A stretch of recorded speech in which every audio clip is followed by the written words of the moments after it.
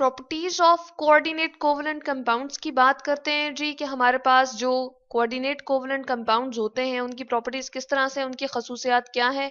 तो सबसे पहले जो हम प्रॉपर्टीज को डिस्कस कर लेते हैं, पहली जो है वो हम ले आते हैं जी, ये इनसॉल्युबल होते हैं वाटर में। ठीक है, तो पहले तो ये हम बात थोड़ी सी डिस्कस कर लेते हैं कि इनकी प्रॉपर्टीज तकरीबन जो है कोवलेंट कंपाउंड की तरह होती हैं। यानी कि कोवलेंट कंपाउंड्स हमारे पास क्या थे, जिनके दरमियान हम कहते हैं कि एक ऐसा बॉन्ड बनता है जो म्यूचुअल शेयरिंग की वजह से बनता है। जैसे हमारे पास H2 की अगर हम एग्जांपल ले लें, हम कहते हैं कि इसके पास भी एक ही इलेक्ट्रॉन है क्योंकि इसका एटॉमिक नंबर 1 है, और दूसरा हाइड्रोजन हम लेते हैं जी उसके पास ये एक इलेक्ट्रॉन है, क्रॉस की फॉर्म में हमने शो किया क्योंकि उसका एटॉमिक नंबर 1 है, यानी कि प्रोटॉन और इलेक्ट्रॉन की तादाद 1 है उसमें। तो इस तरह से हमें पता चलता है कि यहाँ पर इनके दरमियान जो म्यूचुअल शेयरिंग होगी, यानी कि कुछ देर के लिए इलेक्ट्रॉन इसके ऑर्बिट में रिवॉल्व करेगा और ये वाला भी इसके ऑर्बिट में रिवॉल्व करेगा, इसके जो स्टेबिलिटी है उसको पूरा करेगा, यानी कि 2 इलेक्ट्रॉन इसके पास पूरे हो जाएंगे। और इसी तरह से ये इसके पास भी ये वाला इलेक्ट्रॉन अपना वाला ऑर्बिट में रिवॉल्व करेगा और थोड़ी देर के लिए ये वाला भी इलेक्ट्रॉन रिवॉल्व करेगा, इसलिए इसके पास 2 इलेक्ट्रॉन हो जाएंगे, जो कि नोबल गैस कॉन्फ़िगरेशन है और जो कि स्टेबल कॉन्फ़िगरेशन है। यानी कि स्टेबल हमारे पास इस तरह से होता है कि इस आउटर मोस्ट में या तो एटम के 2 इलेक्ट्रॉन हो या 8 हो, तो यहाँ पर स्टेबिलिटी के लिए 2 इलेक्ट्रॉन की प्रेजेंस यहाँ पर शो हो रही है। तो कोऑर्डिनेट कोवलेंट कंपाउंड इस तरह से होते हैं, जैसे नाइट्रोजन का ताल्लुक जो है वो हमारे पास किससे है जी, यहाँ पर हम एक बता देते हैं कि 5th A पीरियोडिक टेबल में इसका जो है वो हमारे पास ग्रुप होता है, और यानी कि इसके आउटर मोस्ट शेल में जो है 5 इलेक्ट्रॉन होंगे, 3 तो ये बॉन्ड बना लेता है जी, इसका एटॉमिक नंबर 5 है इसलिए इसके सॉरी इसका 7 है। पहले वाले शेल में 2 इलेक्ट्रॉन आते हैं, नेक्स्ट वाले में जो है वो 5 आ जाते हैं, तो इसलिए 7 इलेक्ट्रॉन पूरे हुए।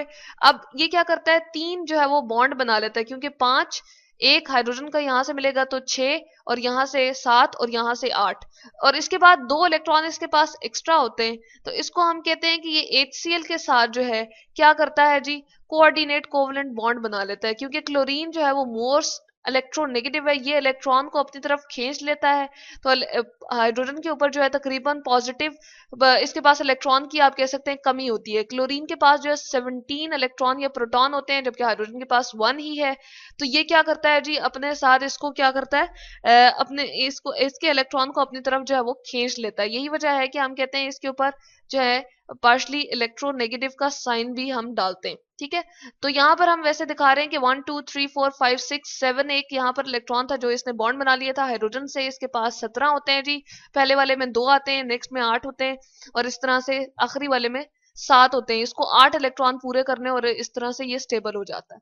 तो अब ये क्या करता है, अमोनिया जो है नाइट्रोजन जो हमारे पास ये नजर आ रहा है, ये इसको अपने इलेक्ट्रॉन जो है वो दे देता है, और जब इसको देता है तो इसकी आउटर मोस्ट शेल जो है 2 इलेक्ट्रॉन से फिल हो जाता है। अब ऐसा नहीं होता कि ये 2 इलेक्ट्रॉन इसने बस इसको दे ही दिए और अपने इसके शेल से इस वाले जिसमें ये रिवॉल्व कर रहे थे उसमें से भी खत्म हो जाएंगे, लेकिन ये इस तरह से देता है कि दोनों न्यूक्लियस के दरमियान में ये इलेक्ट्रॉन्स रहते हैं, इसके पास भी मौजूद रहते हैं और इसके पास भी। एक दफा जब कोऑर्डिनेट कोवलेंट बॉन्ड बन जाता है जी, तो वो बिल्कुल बिहेव करता है कोवलेंट बॉन्ड की तरह। तो हम इसको लिख सकते हैं, ये क्या बन गया है, NH4Cl, तो अमोनियम क्लोराइड हम इसको कहते हैं। ठीक है, अब इसमें क्या नजर आ रहा है जी, कोई हमें पोल नहीं नजर आ रहा, या हम ऐसा नहीं कर सकते कि इसमें कोई हमारे पास चार्जेस की सेपरेशन नहीं हुई। चार्जेस की सेपरेशन नहीं है तो वाटर तो हमारे पास क्या है जी, एक पोलर सॉल्वेंट है जिसमें पॉजिटिव और नेगेटिव पार्ट बाकायदा तौर पे मौजूद होता है। यानी कि अगर हम वाटर की बात करें तो उसके अंदर पोलैरिटी होती है।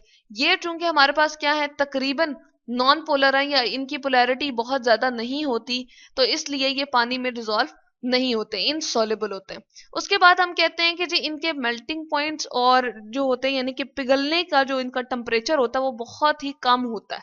मेल्टिंग पॉइंट जो है वो हम कहते हैं कि बहुत ही कम है as compare to ionic compound. ठीक है, तो यहाँ पर हम लिख देते हैं कि आयनिक कंपाउंड से, आयनिक कंपाउंड जो हमारे पास होते हैं जैसे सोडियम क्लोराइड है नमक का, ठीक है, उसका अगर हम लिखें तो बहुत ज्यादा होता है, तकरीबन 801 के करीब होता है जी। यहाँ पर आयनिक कंपाउंड हम NaCl को मेंशन कर सकते हैं, और इस तरह से क्या होता है जी, इसका 801 डिग्री सेंटीग्रेड होता है। यानी डिग्री सेंटीग्रेड बिल्कुल इस तरह से जिस तरह आटा या चीनी हम घर में लेकर आते हैं तो हम कहते हैं कि हमारे पास केजी में है, तो इस तरह से हम टेम्परेचर को मेजर करने के लिए क्या ले रहे हैं जी, डिग्री सेंटीग्रेड ले रहे हैं। जबकि अमोनियम क्लोराइड का जो है वो मेल्टिंग पॉइंट तकरीबन 100 के करीब होता है जी, हम ये सपोज कर रहे हैं, लेकिन इसका तकरीबन इसके आसपास ही होता है 100 डिग्री सेंटीग्रेड। जी, इस बात को हम थोड़ा सा वाजे कर देते हैं। ये हमारे पास 100 डिग्री सेंटीग्रेड नहीं होता, बल्कि ये हमारे पास 300 के करीब होता है। तो हम इसको यहाँ पर लिख देते हैं जी, हमारे पास कितना है ये, इसको हम थोड़ा सा ठीक कर देते हैं जी। ये हमारे पास जो है वो 300 डिग्री सेंटीग्रेड होता है। तो यहाँ से हमें पता चल गया जो हमारे पास कोऑर्डिनेट कोवलेंट कंपाउंड है उसका जो है वो टेम्परेचर, या हम कह सकते हैं जो मेल्टिंग पॉइंट है जिसपे वो पिघल जाएगा जी, वो कितने के करीब है, 300 के करीब है। तो यहाँ से हमने देखा कि जो हमारे पास अमोनियम क्लोराइड है उसका टेम्परेचर या मेल्ट होने का टेम्परेचर बहुत कम है। तो यहाँ से हमने देख लिया कि ये जो हमारे पास कोऑर्डिनेट कोवलेंट कंपाउंड होते हैं ये क्या होते हैं जी, लो मेल्टिंग पॉइंट्स ये रखते हैं। इसके अलावा अगर हम बात करें इनके रिएक्शंस की, कि अगर इन्होंने कोई केमिकल रिएक्शन करना है, यानी कि किसी चीज के साथ जाके केमिकली रिएक्ट करना है, तो इनके रिएक्शन बड़े ही स्लो होते हैं।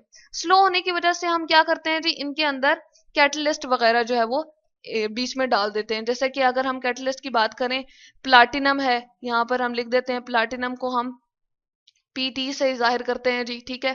और इसी तरह से प्लाडियम है, प्लाडियम को पीडी के सिंबल से हमने रिप्रेजेंट किया, जिस तरह नाइट्रोजन को एन से, हाइड्रोजन को एच से। तो ये जो कैटलिस्ट हैं ये क्या करते हैं जी, रेट को इंक्रीज कर देते हैं, या हम कह सकते हैं स्पीड को, इस केमिकल रिएक्शन की स्पीड को जो है वो बढ़ा देते हैं। कैटलिस्ट हम यहाँ पर पूरा लिख देते हैं जी, ये हमारे पास क्या है, कैटलिस्ट है। इसके अलावा निकल वगैरह भी हम यूज करते हैं, यहाँ पर हम लिख सकते हैं जी, हमारे पास जो है वो निकल भी एक कैटलिस्ट है। इसको एन आई से यहाँ पर जी हमने रिप्रेजेंट कर दिया। इसको थोड़ा सा हम ठीक करके लिख देते हैं जी, ये जो हमने लिखा निकल, और इसको इस साइड पे हम लिख देते हैं कि हमारे पास निकल भी जो है वो क्या है, कैटलिस्ट है। तो ये हमारे पास 3 कैटलिस्ट हैं, और ये हमारे पास कुछ प्रॉपर्टीज हैं कोऑर्डिनेट कोवलेंट कंपाउंड की, कि वाटर में इनसॉल्युबल होते हैं, इनके लो मेल्टिंग पॉइंट्स होते हैं, इसके अलावा रिएक्शन इनके बहुत स्लो होते हैं। और एक और प्रॉपर्टी है जी इनकी, यहाँ पर हम ले आते हैं जी, ये अपने अंदर से बिजली को इतना अच्छा पास नहीं करते। हम कहते हैं कि हमारे पास ये बैड कंडक्टर्स होते हैं, यानी कि बिजली को पास करना अपने अंदर से क्या होता है जी, उसको हम कहते हैं कि करंट को पास करना, उसको हम कहते हैं कि कंडक्टिविटी है। लेट सपोज अगर हमने यहाँ पर अमोनियम क्लोराइड ही एक प्लेट में क्या रखा हुआ है जी, उसको सॉलिड फॉर्म में रखा हुआ है, लेट सपोज यहाँ पर हमने ले लिया और उसको इस तरह से हमने रखा हुआ था, और इसके अंदर से हमने क्या पास की हुई है जी, एक वायर को यहाँ से गुजारा हुआ है, ठीक है। और इसी तरह से हम यहाँ पर वायर को गुजारा हुआ है, और यहाँ पर हमने बैटरी को एक अटैच किया हुआ है, जो कि पीछे आपका प्लग वगैरह होता है, जिस तरह आप घर में यूज करते हैं जी। इसको मैंने बैटरी को बी से रिप्रेजेंट कर दिया है। और रास्ते में हमने क्या लगा लिया जी, यहाँ पर बल्ब लगाया। अगर तो हमारे पास बल्ब जो है वो क्या होता है जी, रोशन हो जाता है, ठीक है, तो हम कहते हैं कि ये हमारे पास कोई भी चीज जो हमने ली थी वो क्या है जी, कंडक्टिविटी को शो कर रही है, यानी कि वो कंडक्टर है। लेकिन यहाँ पर हमने क्या रखा है जी, अमोनियम क्लोराइड रखा है, जो कि हमारे पास क्या है, कोऑर्डिनेट कोवलेंट कंपाउंड है। तो यहाँ पर हम देखते हैं कि बहुत कम, हल्का सा जो है वो बल्ब जो है वो रोशन होता है, वो बहुत खास रोशन नहीं होता। तो हम कहते हैं कि ये गुड कंडक्टर्स नहीं है, बल्कि बैड कंडक्टर्स हैं। तो ये 4 प्रॉपर्टीज हमने देखी जी कोऑर्डिनेट कोवलेंट कंपाउंड की, कि इनसॉल्युबल इन वाटर होते हैं, लो मेल्टिंग पॉइंट्स होते हैं as compare to ionic compounds, और रिएक्शन इनके बहुत स्लो होते हैं, इसलिए हम कैटलिस्ट वगैरह यूज करते हैं इसके अंदर। और बैड कंडक्टर्स होते हैं जी, ये हमारे पास किसके, इलेक्ट्रिसिटी के। तो यहाँ पर हम शो कर देते हैं जी, बैड कंडक्टर्स ऑफ इलेक्ट्रिसिटी, या इलेक्ट्रिक करंट भी हम कह सकते हैं। तो ये इस तरह से हमें पता चल गया कि ये जो है हमारे पास इसकी बहुत ही एक इंपॉर्टेंट प्रॉपर्टी है, और ये 4 इंपॉर्टेंट प्रॉपर्टीज हमारे पास किसकी हैं जी, कोऑर्डिनेट कोवलेंट कंपाउंड की।